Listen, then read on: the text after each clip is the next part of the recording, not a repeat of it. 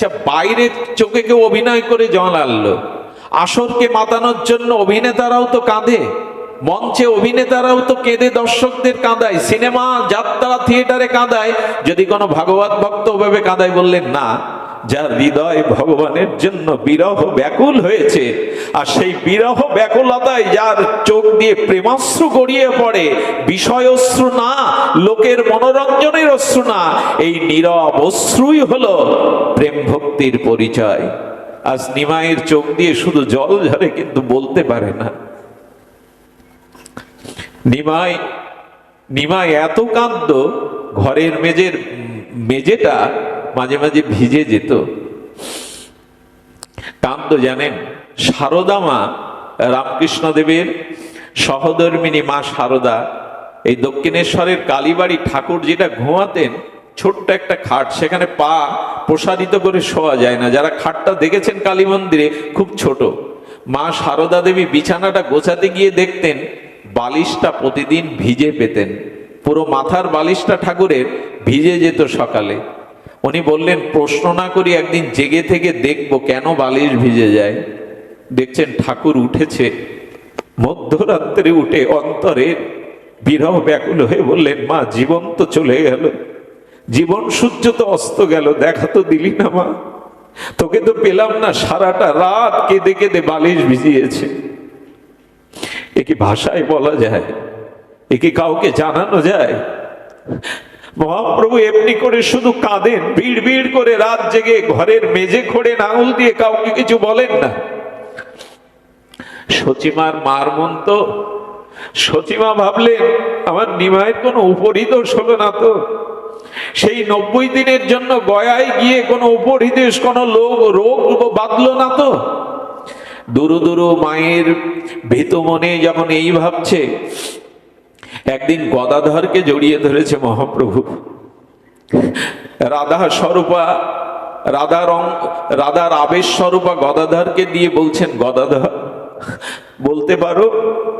বলতে পারো সেই শ্যামল সুন্দর কিশোর বংশীধারীকে যে আমি দেখলাম, আমি গয়া থেকে আসার পথে দেখেছিলাম কানাইয়ের নাটশালায় এক কিশোর মূর্তি, ত্রিভঙ্গ মুরারি অরিন্দম সুন্দর মনোহর বালককে, সেই যে আমাকে দেখা দিয়ে লোকালো, তারপরে আর তাকে না দেখতে পেয়ে আমার মন প্রাণ সব উজাড় হয়ে গেছে। বলতে পারো কোথায় তাকে পাবো?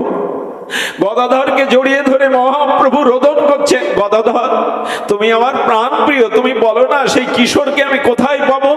এই ব্যাকুলতা, এই অশ্রু যার আসেনি, সে ভগবানকে কি করে পাবে? স্বয়ং ভগবান আজ ভক্ত আবেশে জগৎকে শিক্ষা দিচ্ছেন, ভগবানকে পেতে গেলে এই বিরহ চাই, এই ব্যাকুলতা চাই, এই উৎকণ্ঠা চাই। সুখে থেকে, আনন্দে ফুর্তিতে থেকে, সংসারের ভোগ বিলাসের মধ্যে থেকে তাকে পাওয়া যায় না। গদাধর বলছে, প্রভু কেঁদো না, মূর্ছিত হইও না, আমি তার সন্ধান দিচ্ছি। সে কোথায় জানো? আর কোথাও না, তোমার হৃদয় মাঝে লুকিয়ে গেছে সেই কিশোর বংশীধারী বালক। গদাধর আমার হৃদয়ে লুকিয়েছে। প্রভু নখ দিয়ে বুকটা বিদীর্ণ করছেন, রক্তাক্ত হয়ে যাচ্ছে বুক। কই, আমি তাকে না পেলে বাঁচবো না, সে কোথায়? এই হলো প্রেমের লক্ষণ, এই হলো প্রেমের আবাস। আমরা স্ত্রী পুত্র রোগ শোকের জন্য, বিপদের জন্য কত কাঁদি, কই কৃষ্ণ বলে তো চোখে জল আসে না। ভগবানের বিরহের জন্য তো আমাদের চোখে জল আসে না। হৃদয় বিগলিত করা, এই বিরহ তাপদগ্ধ হৃদয়ে যদি প্রেমস্ত্র বিগলিত হয়, ভগবান বলেছিলেন, আমি সব সহ্য করতে পারি। এই ধরিত্রীকে আমি তৈরি করেছি, ধরিত্রী সর্বংশ, সব সহ্য করতে রে বসুমাতা। যার সৃষ্ট বসুমাতা এত সহনশীল, ভগবান বললেন, আমি সব ধৈর্য ধরতে পারি, কিন্তু ভক্তের চোখের জল আমি ধৈর্য ধরতে পারি না, ভক্তের চোখের জল আমি সইতে পারি না। আমি ভগবান, আমি সর্বসমর্থবান, আমি সবকিছু সহ্য করতে পারি, ভক্তের চোখের জল দেখলে আমি সহ্য করতে পারি না। ওটি আমার কাছে বড় ব্যথার কারণ হয়ে দাঁড়ায়। একদিন শ্রীবাস ঠাকুরকে ডেকেছেন সচিমা। শ্রীবাস, নিমাইয়ের বাবা নাই, নিমাইয়ের বাবা নাই, তোমরা ওর পিতার মতো। শ্রীবাস, দেখো না আমার নিমাইয়ের কি হয়েছে, ভালো করে খায় না, বিদ্যালয়ে যায় না, কথা বলে না, রাত জেগে মেঝেতে মাটি খোঁড়ে আর বিড়বিড় করে কি বলে।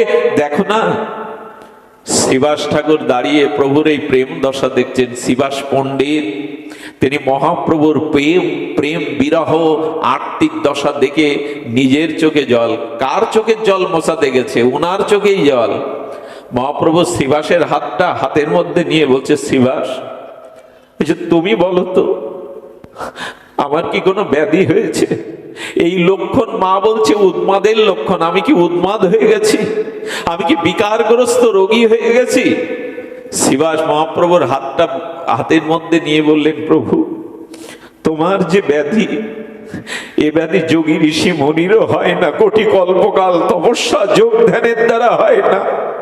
প্রভু এই ব্যাধি আমায় কিছুটা দেবে।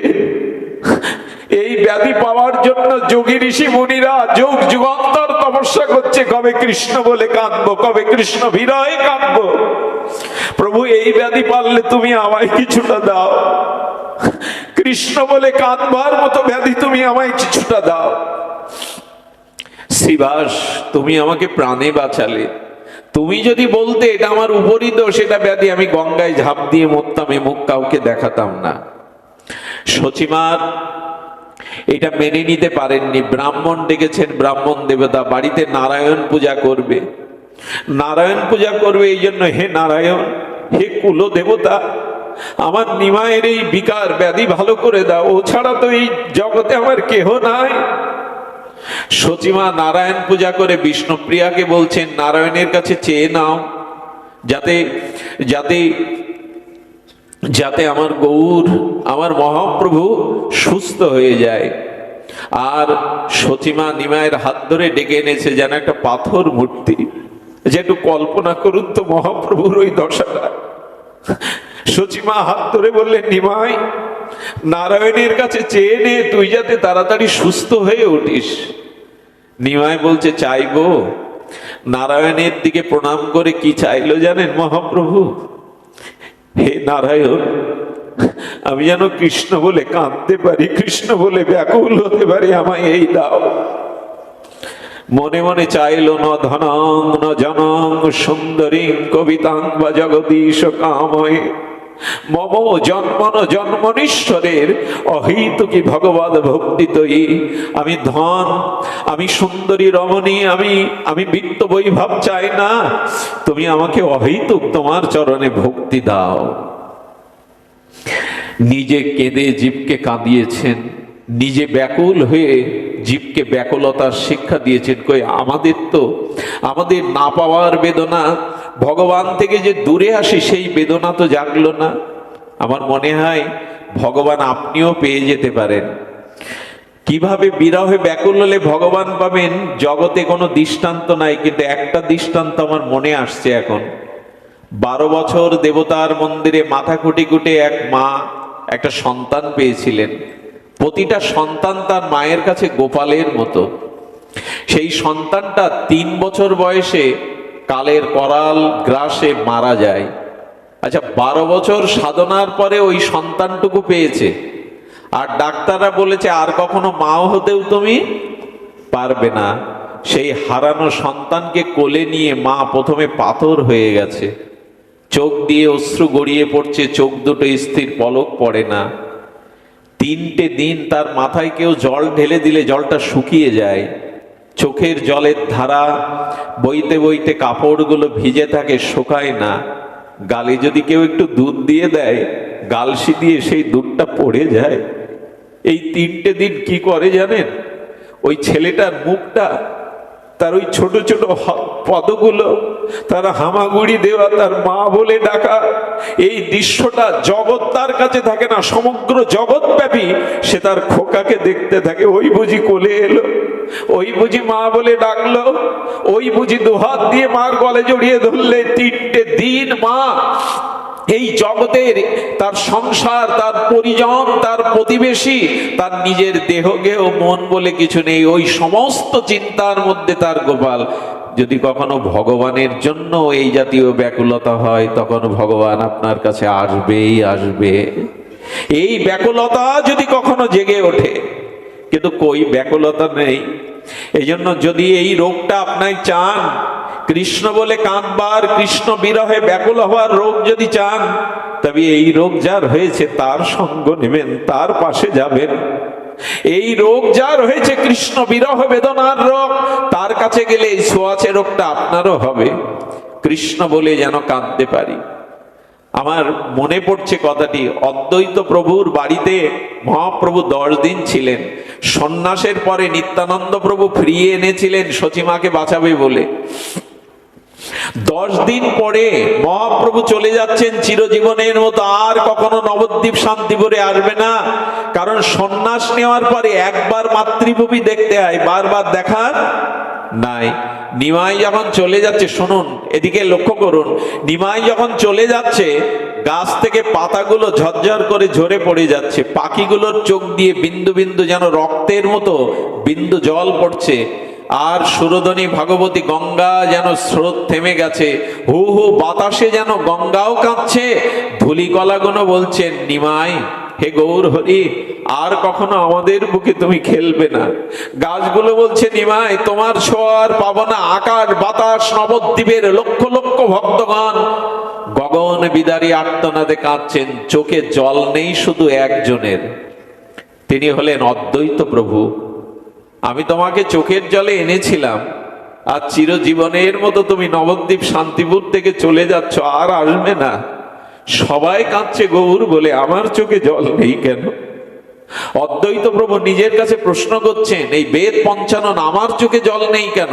বলে এই প্রশ্নটা তোমাকে উত্তর দিয়ে যেতে হবে। দৌড়ে গিয়ে মহাপ্রভুর সামনে হাত প্রসারিত করে বললেন, দাঁড়াও হে গৌর হরি, হে শ্রীকৃষ্ণ চৈতন্য, তোমার জন্য আজ শান্তিপুর নবদ্বীপের বৃক্ষলতা পশু পাখি সবাই কাঁদছে, তুমি বলো আমার চোখে গৌর বিরহে কেন জল নাই? মহাপ্রভু বলছেন, অদ্বৈত তুমি আচার্য, তুমিও যদি সকলের মতো কাঁদে, আমার মাকে কে বাঁচাবে? নবদ্বীপের ভক্তদেরকে বাঁচাবে? তাই তোমার কান্নাটা, তোমার প্রেমটা আমি আঁচলে বেঁধে নিয়ে যাচ্ছি, এই গিট দিয়ে রেখেছি যাতে তোমার চোখে জল না আসে। এ কি যুক্তি দিয়ে বোঝানো কথা? অদ্বৈত প্রভু বললেন, খুলে দাও গিটটা। সান্ত্বনার প্রয়োজন নেই, কিন্তু গৌর বলে যদি না কাঁদতে পারি, কৃষ্ণ বলে যদি না কাঁদতে পারি, মনুষ্য জন্ম বিফল হয়ে যাবে। প্রভু খুলে দাও, তুমি গিট খুলে দাও। গিট খোলার সাথে সাথে অদ্বৈত প্রভু ধুলায় ধূসরিত হয়ে কাঁদতে লাগলেন। উনি ধুলায় পড়ে কাঁদতে লাগলেন। 100 বছর তপস্যা দুফোঁটা প্রেমশ্রু ফেললে তাই হয়। আকাশ যখন কাঁদে বৃষ্টি হয়ে, তখন দেখবেন ধরিত্রী শীতল হয়। কোন বাড়িতে শিশু যখন মধ্যরাত্রে কাঁদে, সবার ঘুম ভেঙে যায়। শত্রু এগিয়ে এসে বলে, তোমাদের বাচ্চাটা কাঁদছে কেন? প্রেমশ্রুর এমন একটা ক্ষমতা আছে, ওই পথ দিয়ে ভগবান তার হৃদয়ে চলে আসে। ভগবান সব সহ্য করতে পারে, ভক্তের অশ্রু তিনি সহ্য করতে পারেন না। মা যেমন সন্তানের চোখের জল দেখতে পারে না, কোটি কোটি মায়ের মতো ভগবানের হৃদয়ে আরো ভক্তের জন্য বিরহ ব্যাকুলতা বেশি। নিমাইকে ধরে ধরে গঙ্গাদাস পণ্ডিত বললেন, নিমাই তুমি এভাবে আবেগে যদি ভেঙে পড়ো, এই নবদ্বীপের একটা সম্মান আছে, তুমি নবদ্বীপের শ্রেষ্ঠ পণ্ডিত, তুমি দিগ্বিজয়ীকেও পরাস্ত করেছো, তোমার নাই পণ্ডিত ভূ ভারতে নাই। তবে তোমায় নিবেদন করছি, এই নবদ্বীপের সম্মানের জন্য তুমি বিদ্যালয়ে গিয়ে ছাত্রদের শিক্ষা দাও। কত দেশ দেশান থেকে ছাত্ররা এসছে তোমার কাছে ন্যায় শিক্ষা নেবে বলে। আপনি বলছেন, তবে আপনি গুরু, আপনার জন্য আমি যাব। বগলে ন্যায় শাস্ত্রটা নিয়ে আর তিনি বিদ্যালয়ে গেলেন। সেই গঙ্গাদাসের টোলে, সেই দুর্গা মন্দিরের টোলে উনি গ্রন্থটা সামনে ভাবে খুলেছেন মহাপ্রভু। খোলার পরে প্রতিটা অক্ষরের মধ্যে দেখছেন কৃষ্ণ কৃষ্ণ কৃষ্ণ। ন্যায় শাস্ত্র সামনে থেকে উনি দেখছেন কৃষ্ণ। বিন্দু বিন্দু জল পড়ে পুস্তকের পৃষ্ঠা ভেসে যাচ্ছে। ছাত্ররা নিমাই পণ্ডিতের এই কান্না দেখে বলছেন, আপনার কাছে এসেছিলাম বড় আশা নিয়ে, আপনি ভারতের দিগ্বিজয়ী পণ্ডিত, আমাদের পিতামাতা পাঠিয়েছিল আপনার কাছে ন্যায় দর্শন শিক্ষার জন্য। আপনি কাঁদছেন কেন বলবেন আচার্যদেব? ছাত্রদের বললেন, কাল থেকে আমার টোলে তোমরা এসো না, বঞ্চিত হয়েও না, কারণ আমার কাছে এখন কৃষ্ণ ছাড়া, কৃষ্ণ ভক্তি ছাড়া কোনো বিদ্যা নাই জগতে। সমস্ত বিদ্যায় আমার কৃষ্ণ, কৃষ্ণ ছাড়া। রায় রামানন্দ সম্মিলনে প্রভু এই কথা বলেছিলেন, রায় বিদ্যা মধ্যে কোন বিদ্যা সার? রায় কহে কৃষ্ণ ভক্তি বিনা বিদ্যা নাহি আর। অনেক লেখাপড়া শিখে, অনেক উচ্চস্তর ডিগ্রি নিয়ে যদি কৃষ্ণ ভক্তি না হয়, তাহলে জানবে ওই বিদ্যা দুটো টাকা, সম্মান, চেয়ার দেবে, পরকালে কোনো শান্তি দেবে না। ভগবানকে তোমাকে বঞ্চিত করবে, ভগবানের চরণে পৌঁছাতে পারবে না। এই জন্য সমস্ত বিদ্যার সার হলো যদি কৃষ্ণ ভক্তি বিদ্যা তার মধ্যে থাকে। বিদ্যার সার হলো কৃষ্ণ ভক্তি বিদ্যা। প্রহ্লাদ মহারাজ হিরণ্যকশিপুরকে এই কথাই বলেছিলেন কৃষ্ণ ছাড়া কোনো বিদ্যা নাই, ভগবানকে জানাই বিদ্যা আর সব অবিদ্যা। তো মহাপ্রভুকে বলছেন, মহাপ্রভুকে তখন ছাত্ররা বলছেন, আচার্যদেব তো যদি কৃষ্ণ ভক্তি বিদ্যা সার হয়, তাহলে আপনি আমাদেরকে সেই বিদ্যাই দিন। যদি কৃষ্ণই ভক্তির সমস্ত বিদ্যার সার হয়, আমরা আপনার কাছে ভিক্ষা চাইছি কৃষ্ণ ভক্তি। মহাপ্রভু তখন উঠে দাঁড়িয়েছেন, তোমরা কৃষ্ণ ভক্তি নেবে, কৃষ্ণ ভক্তি বিদ্যা নেবে? তবে এসো আমার সাথে সকলে হাতে তালি দিয়ে হরি হরায় নম, কৃষ্ণ যাদবায় নম, যাদবায় মাধবায় কেশবায় নম। মহাপ্রভু এই প্রথম তিনি হাততালি দিয়ে ছাত্রদের এই কীর্তন শিখিয়েছিলেন। আমি নিবেদন করব, জগতের বিদ্যা প্রয়োজন আছে। এই জগতে বেঁচে থাকতে গেলে আপনার বিদ্যার প্রয়োজন আছে, বিদ্যা ছাড়া কিছু হবে না। কিন্তু কৃষ্ণ ভক্তি বিদ্যা যদি না থাকে, তবে জীবন বঞ্চিত হয়ে যাবে, জীবন অনেক অধরায় হয়ে যাবে। জগতে অনেক মহাপুরুষ আছে যারা স্কুলে ক লিখতে পারতেন না, কিন্তু আজ জগৎ তাদের গবেষণা করছে, যাদের একটা বাণীকে নিয়ে আজ পিএইচডি করছে তারা। রামকৃষ্ণদেব খুব লেখাপড়া জানতেন না, আমাদের সাধু মহাত্মারা খুব বেশি লেখাপড়া জানতেন না, কিন্তু তারা জগৎকে পবিত্র করেছেন, জগৎকে ধন্য করেছেন, আমাদের জন্য রেখে গেছেন এই কৃষ্ণ ভক্তির সুদূর প্রসারী পথ।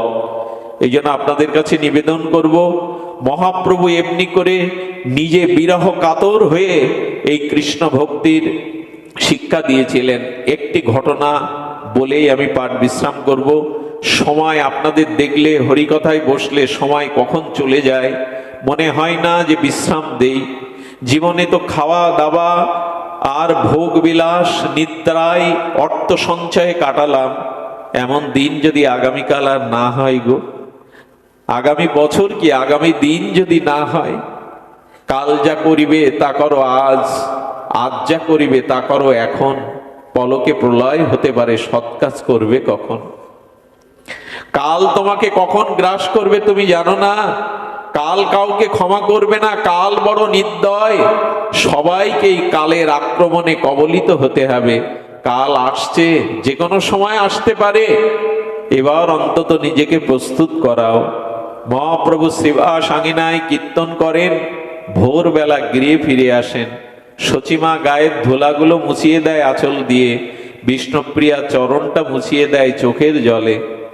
আজ বিষ্ণুপ্রিয়া দেবী বললেন, আমার জন্য না, মা বড় কষ্ট পায়, ঘুমায় না, বাইরে জেগে জেগে বসে থাকে, কখন প্রভাত হবে, কখন আপনি আসবেন। একটা দিন আপনি মায়ের কাছে থাকুন, বাড়িতে থাকুন, আজ রাত্রে শ্রীবাস অঙ্গনে যাবেন না। মহাপ্রভু বললেন, প্রিয়া যদি মা তাতে খুশি হয়, তুমি খুশি হও, তবে আজ আমি শ্রীবাস অঙ্গনে যাব না, আমি কথা দিলাম। একটা বছর পরে এই প্রভু কথা দিলেন যে শ্রীবাস অঙ্গনে যাবেন। এই কথাটা কানে গেল চিরদিনের মহাপ্রভুর ভিত্ত ঈশান ঠাকুরের কাছে। ঈশান ঠাকুরের কথা আপনাদের মনে আছে? ইনি বিষ্ণুপ্রিয়া নিমাই দাদার বিয়ে দেখেছেন, নিমাইয়ের জন্ম দেখেছেন, নিমাইকে কোলেপিঠে মানুষ করেছেন, বিশ্বরূপকে মানুষ করেছেন, এমনকি সচিমার বিয়েও দেখেছেন এই ঈশান ঠাকুর। চিরদিনের সাক্ষী ঈশান শুনলো আজ বধূমাকে কথা দিয়েছে বিষ্ণুপ্রিয়াকে মহাপ্রভু আজ রাতে শিবা সঙ্গনে যাবেন, আজ গৃহেই থাকবে মায়ের সুখের জন্য। এই আনন্দে একটা লাঠি হাতে নিয়ে আর ঈশান ঠাকুর ওই দরজার সামনে দাঁড়িয়েছে, কেউ যাতে মহাপ্রভুকে কীর্তনে ডেকে নিয়ে যেতে, কারণ ভক্তগণ আসে মহাপ্রভুকে কীর্তনে নিয়ে যায়। সব ভক্তগণ এসে বলছেন, ঈশান লাঠি হাতে দারোয়ানের মতো দাঁড়িয়েছো কেন? বলল, তোমাদের আজ ভেতরে যেতে দেব না। আমার প্রভু মায়ের সুখের জন্য, বধূর সুখের জন্য আজকের রাত গৃহেই কাটাবেন, শিবা সঙ্গনে যাবেন না। আজ যদি দেবতাও আসে আমি দেবতাকে ফিরিয়ে দেব, তার জন্য যদি অভিশাপ নিতে হয় আমি অভিশাপ নেব, কিন্তু মহাপ্রভুকে আজ আমি তোমাদের সাথে যেতে দেব না, ফিরে যাও। একজন মরমী ভক্ত বলেছিল, ঈশান রে, তোর গৌরকে তুই যদি চিরদিন নবদ্বীপে বেঁধে রাখতে পারিস, আমরা তোর চরণের দাস হব রে। আপনা তোর চরণে তুই রেখে দে তোর মহাপ্রভুকে, কারণ প্রভু যেন নবদ্বীপ ছেড়ে না যায়। বিষ্ণুপ্রিয়া আজ নিজে হাতে রান্না করেছেন। প্রভু বলো হেলেঞ্চা শাক ভালোবাসতো, থোড় ভালোবাসতো, মোচা ভালোবাসতো। প্রভুর প্রিয় ছিল সব শাকগুলো। এক একটা শাক পেতেন আর এক একটা নাম দিতেন। প্রভু বড় শাক প্রিয় ছিল, এই জন্য মহাপ্রভুর ভোগে কিছু না দেন অন্তত শাক লতা পাতা দিতেই হবে। তো প্রভুকে রন্ধন করে বিষ্ণুপ্রিয়া সেবা করালেন। ঘরের মধ্যে এসে মনের মতো তাকে সাজিয়ে আর ফুলময় শয্যায় প্রভুকে একটু নিদ্রা দিয়ে সুখ দেবে বলে তার চরণ সেবা করতে করতে প্রভুকে নিদ্রাভিভূত করলেন। বিষ্ণুপ্রিয়া দেখছেন তার আয়ত নয়ন, কেঁদে কেঁদে রাত জেগে জেগে প্রভু কৃশ হয়ে গেছে।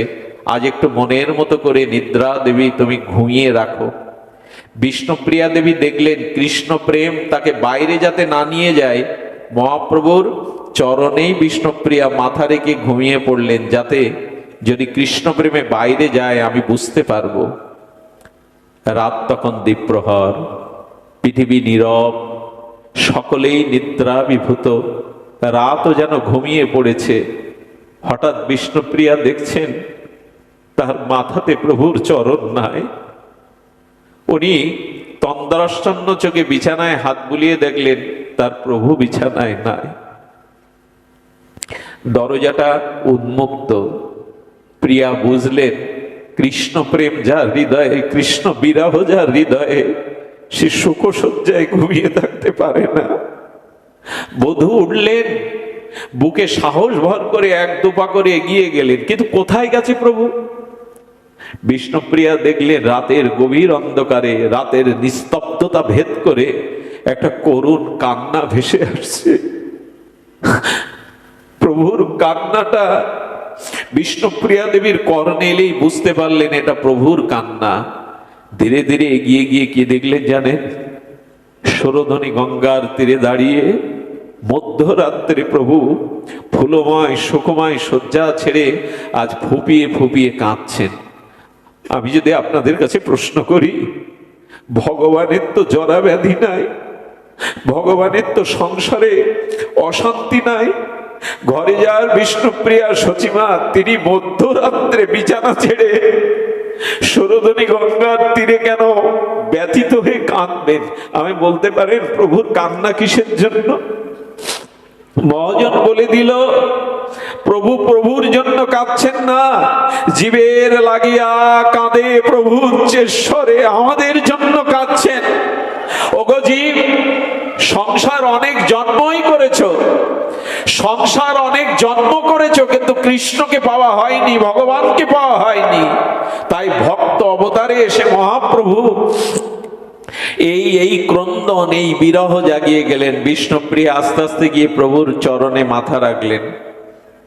কাঁদছো কেন? কি তোমার ব্যথা? এই অভাগিনীকে বলো তুমি।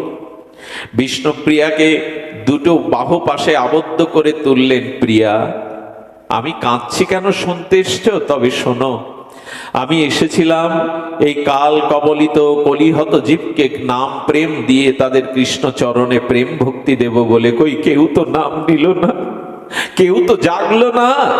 উত্তিষ্ঠিত জাগ্রত প্রাপ্য পরাণ নিবেদত, কেউ তো জাগলো না, কেউ তো কৃষ্ণমুখী হলো না, কেউ তো ভগবানমুখী হলো না। তাই ব্যথায় কাঁদছি সরোধনী গঙ্গার তীরে।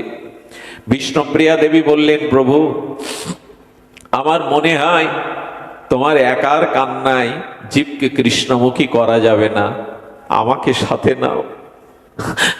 তোমার একার কান্নার দ্বারা জীবের হৃদয় বিগলিত হবে না, আমাকে সাথে নাও। আমি কথা দিচ্ছি তোমার সাথে সাথে আমিও আজ থেকে কাঁদবো। আর সচিমা তো চোখের জল নিয়েই জন্মেছেন, চোখের জল ফেলেই তার জীবন। এক কাজ করো, আমাদের সংসারে মা তুমি আর আমি ছাড়া তো কেউ নাই। আজ থেকে আমরা তিনজন মিলে কৃষ্ণ কৃষ্ণ বলে কাঁদবো, যাতে আমাদের কান্নার দ্বারা জীবের হৃদয় দ্রবীভূত হয়, জীব কৃষ্ণ বলে কাঁদে। সারাটা জীবন এই তিনজন আমাদের জন্য কেঁদেছে, তার চোখের জলের মূল্য আমরা দিতে পারিনি। আসছে গৌর পূর্ণিমা, ফাল্গুনী পূর্ণিমা, আমার মহাপ্রভুর আবির্ভাব তিথি। প্রভু এসেছিলেন নিজে ভক্তভাব অঙ্গীকার করে, মাথুর বিরহে রাধা বিরহিণী হয়ে প্রভু এসেছিলেন। এসে জগজ্জীবকে কৃষ্ণ বলে কাঁদিয়েছেন, কৃষ্ণ বলে ধোলায় লুটায় শিখাতেন, কৃষ্ণ বলে কীর্তনে নিত্যনে তিনি প্রেমানন্দ দান করতে এসেছিলেন। আমাদের একটাই মাত্র উদ্দেশ্য বলবার, মহাপ্রভুর পদাঙ্ক অনুসরণ করে, নিতাই চৈতন্যের আদর্শ বুকে লালন করে, মহাপ্রভুর নাম প্রেম ধর্মকে, বিশুদ্ধ ভাগবত ধর্মকে হৃদয়ে ধারণ করে আসুন আমরা ঠাকুর নরোত্তমের সেই পদটা গাইতে গাইতে আজকের ভাগবত বিশ্রাম করি। গৌরাঙ্গ বলিতে হবে পুলক শরীর, গৌরাঙ্গ বলিতে হবে পুলক শরীর, হরি হরি বলিতে কবে নয়নে বহে নীর। কবে গৌর বলতে আমার লোমকূপগুলো পুলকিত হবে, কবে হরি বলতে নয়নে দুফোঁটা প্রেমশ্রু হবে। গৌরাঙ্গ বলিতে হবে পুলক শরীর, হরি হরি বলিতে নয়নে বহে নীর। আর কবে নিতাই চাঁদ করুণা করিবে, সংসার বাসনা মোর কবে তুচ্ছ হবে। আর কবে নিতাই করুণা করবে, আমার সংসারের দেহ ভোগের বাসনা কবে তুচ্ছ হবে।